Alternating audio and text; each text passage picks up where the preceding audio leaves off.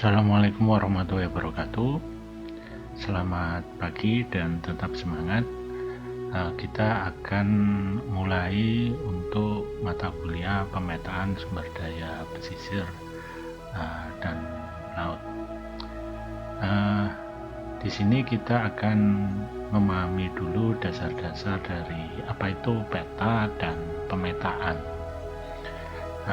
Peta sendiri di sini jelaskan bahwa merupakan penyajian secara grafis dari kumpulan data yang mentah maupun yang telah dianalisis atau informasi sesuai lokasi. Jadi di sini bahwa peta ini ada lokasinya, ada lokasi atau bisa diistilahkan spasial. Jadi kalau di definisi sendiri bahwa di sini bahwa peta adalah bentuk sajian informasi spasial. Ini kata kuncinya, informasi spasial mengenai permukaan bumi untuk dapat dipergunakan dalam pembuatan keputusan. Nah, ini yang membedakan informasi lain, database lain dengan database peta spasial, bahwa di sini peta ini merupakan informasi spasial. Selanjutnya, peta adalah suatu alas penyajian secara grafis tentang penyebaran kenampakan-kenampakan geografis atau fenomena spasial lainnya yang ada pada permukaan atau dalam bumi. Ya, jadi di sini secara singkat bahwa peta sendiri merupakan penyajian fenomena geografis secara spasial, baik itu di permukaan maupun di dalam. Dari Carl sendiri 1983 menyatakan bahwa peta merupakan grafis bentuk ruang dan hubungan keruangan antara berbagai perwujudan yang diwakili. Selanjutnya, kalau kita ngomong peta, kita akan ngomong kartografi. Karena di sini kartografi sendiri di sini adalah tekniknya. Jadi suatu teknik yang secara mendasar dihubungkan dengan kegiatan memperkecil keruangan suatu daerah yang luas sebagian atau seluruh permukaan bumi atau benda-benda angkasa dan menyajikan dalam suatu bentuk yang dapat dan mudah diobservasi sehingga dapat dimanfaatkan untuk kepentingan komersial.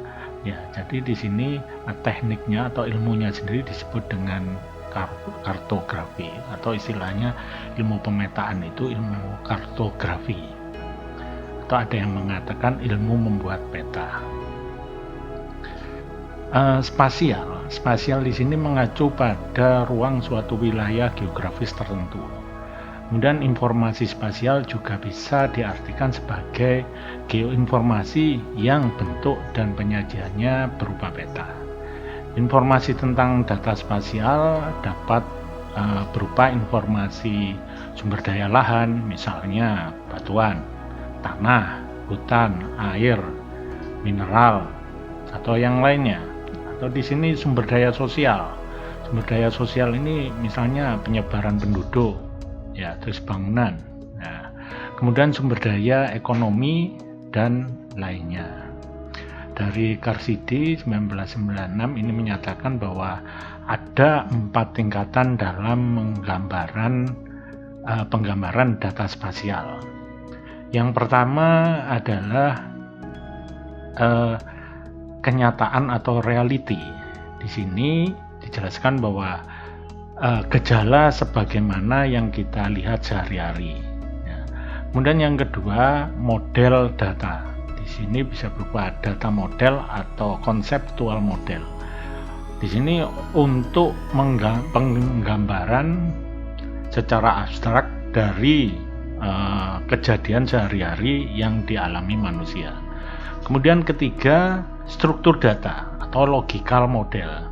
Di sini menunjukkan model data yang merupakan penggambaran kejadian tertentu. Ini biasanya bisa berbentuk diagram. Ya, jadi antara diagram dengan data yang berupa peta spasial ini bisa dikombinasikan. Kemudian keempat, file struktur atau physical model. Di sini jelaskan bahwa bentuk data dalam penyimpanan di hardware. Selanjutnya, jenis peta secara umum dikategorikan menjadi dua. Ada peta topografi, ada peta tematik. Peta topografi sendiri mengacu pada suatu ciri-ciri permukaan bumi yang dapat diidentifikasi. Apakah itu alami ya ataupun buatan. Ya misalnya kalau alami hutan, tapi buatan bisa berupa sawah ya. Kemudian yang dapat ditentukan pola posisi tertentu. Ya, di sini ada pola dan ada posisinya. Jadi dua unsur dalam topografi adalah ukuran relief. Di sini berdasarkan variasi elevasi aksis. Ya, kemudian dan ukuran planimetrik. Di sini ukuran permukaan bidang datar. Kemudian yang kedua, peta tematik. Peta tematik sendiri juga disebut sebagai peta statistik, yaitu peta dengan objek khusus.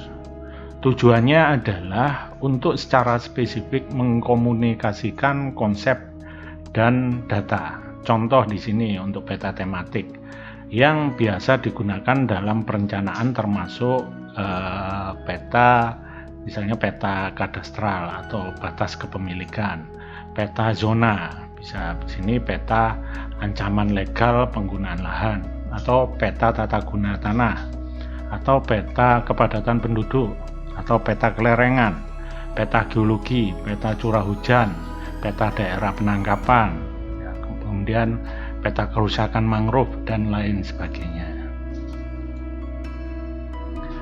Kemudian kita menginjak ke skala peta. Kalau ngomong peta ada koordinat dan di situ pasti harus ada skala.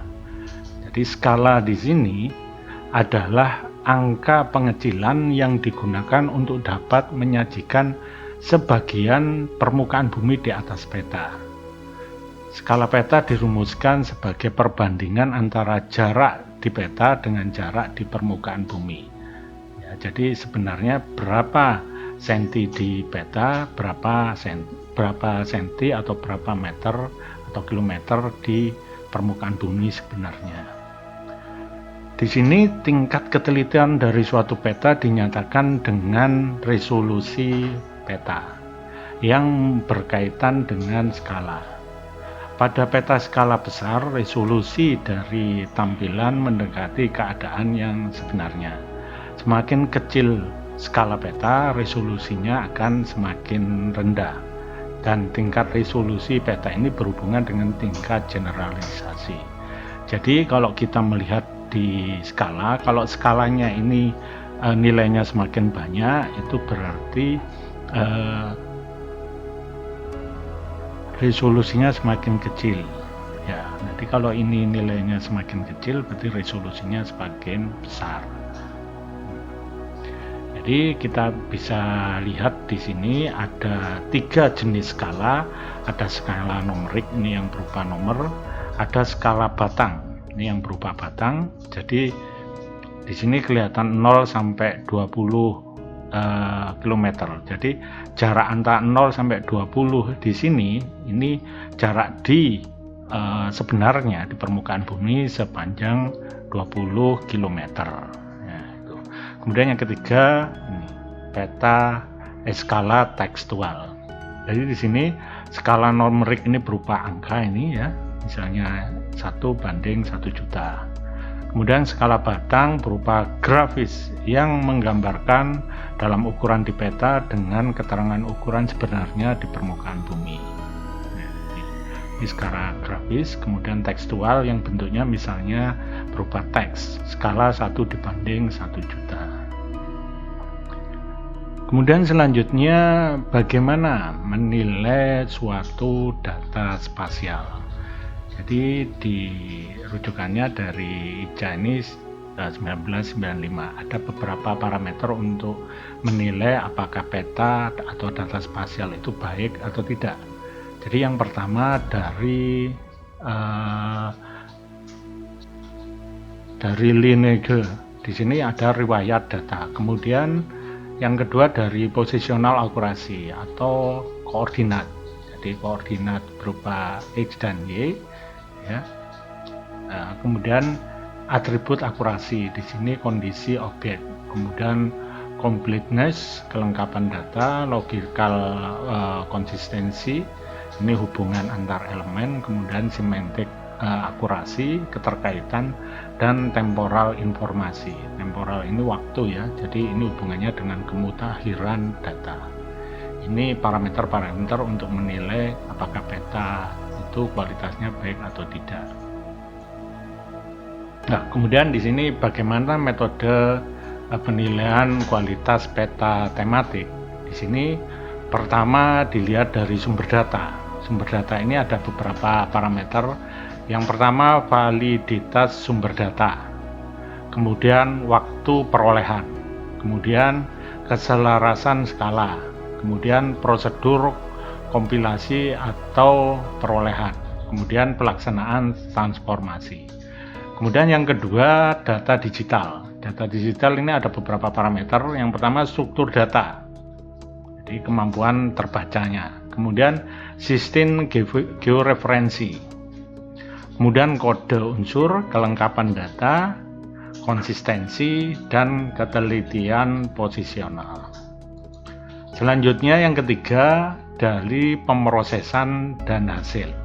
Pemrosesan dan hasil ini ada beberapa parameter. Pertama, prosedur pemodelannya, kemudian teknis pemrosesan, kemudian penyajian hasil dan metadata.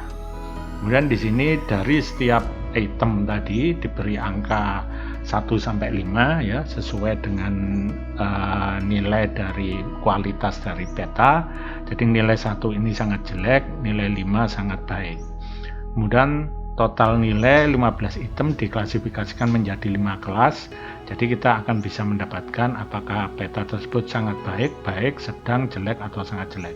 Jadi ini teknis untuk menilai peta. Jadi pertama dilihat dari sumber data, kemudian dari data digital, dan dari pemrosesan, kemudian kita bisa menilai apakah peta itu sangat baik, baik, sedang, jelek, atau sangat jelek. Nah, ini contoh peta RBI, rupa bumi Indonesia. Kita bisa melihat sekarang peta rupa bumi Indonesia ini kita bisa mendownloadnya dengan gratis di web ini, tanahir.indonesia.go.id. Ini di sini ada beberapa skala yang ditawarkan, 10 kilo, 25 kilo, atau 50.000, ya. Ini 100.000, 250.000. Ya, memang untuk yang 10.000 ini terbatas, hanya lokasi tertentu. Nah, kalau 25.000 ini hampir mayoritas ada. Contohnya ini di wilayah Madura. Wilayah Madura ini kalau kita melihat dari peta yang ada, untuk wilayah Madura darat saja, ini ada, kalau kita hitung di sini, ya, ini kita hitung mulai sini sampai sini, ini ada 43 lembar. Kalau ini petanya secara fisik. Kemudian di Madura Kepulauan, nah mungkin ini saya lihat ke webnya. Di Madura Kepulauan ini pulau-pulau yang ada di Madura, ya. Ini mulai dari Raas, ya, Raas, Sapudi, iki Kangean, di Pemulaian Kangean. Di sini total untuk kepulauan ini juga 43. Jadi kalau pulau wilayah Madura sendiri, antara Madura darat dengan kepulauan kurang lebih ada 86. Nah, ini contoh RBI yang secara fisik atau print out, ya, hard copy. Nih. Jadi informasi-informasi di sini lengkap, ada informasi jalan, ada informasi sungai, penggunaan lahan, tutupan lahan. Ada sini identitasnya. Nah, ini skala 1 banding 25.000. Kemudian selanjutnya dari beberapa contoh kualitas data tersebut, ini kita melihat bahwa untuk peta RBI tadi dari Bagor Sutanal, kita melihat bahwa peta RBI ini akurasi posisi horizontal ini baik, karena akurasinya rata-rata, Ya, rata-rata 3,96 meter. Ini akurasinya. Ini rata-rata 3,96. Kemudian akurasi vertikal rata-rata 3,39 meter. Ya. Kemudian akurasi atribut ini juga baik, ada 23 unsur. Ini sesuai dengan peraturan di PP 10 tahun 2000. Kemudian untuk kode unsur ini sesuai dengan acuan teknik. Kemudian luas wilayah administrasi kelurahan, ini kelurahan ya, ada perbedaan dengan data PODES, potensi desa ini. Kemudian atribut kontur pada peta digital ini ada, jadi di RB itu juga ada konturnya ya. Jadi sini ada overshot, undershot, imaging, kemudian belum dikoreksi. Ini beberapa informasi. Jadi di RB ini kita juga bisa mendownload secara digital ya, melalui link yang di atas tadi ya. Kita bisa melihat data-data tersebut, kita bisa cek. Kemudian yang ketujuh, atribut penggunaan lahan. Ada poligon yang belum punya label, kemudian tidak sempurna menutup. Nah, ini evaluasi di peta RBI. Kalau kita lihat RBI yang digital kelemahannya ini. Kemudian atribut hidrologi baik ya, kurang dari 5%. Kemudian atribut komunikasi baik, kemudian atribut toponimi baik, kemudian atribut titik tinggi. Jadi informasi titik itu ada dua ya, ada yang berupa titik, ada yang berupa garis atau disebut dengan kontur ya. Kemudian atribut utilitas, ini jaringan pipa minyak, ini belum ada. Nah, ini koreksi ini dilakukan oleh Warsito Rarjo. Ini sekitar tahun 2000-an mengkoreksi peta RBI. Itu yang bisa saya sampaikan. Terima kasih. Assalamualaikum warahmatullahi wabarakatuh.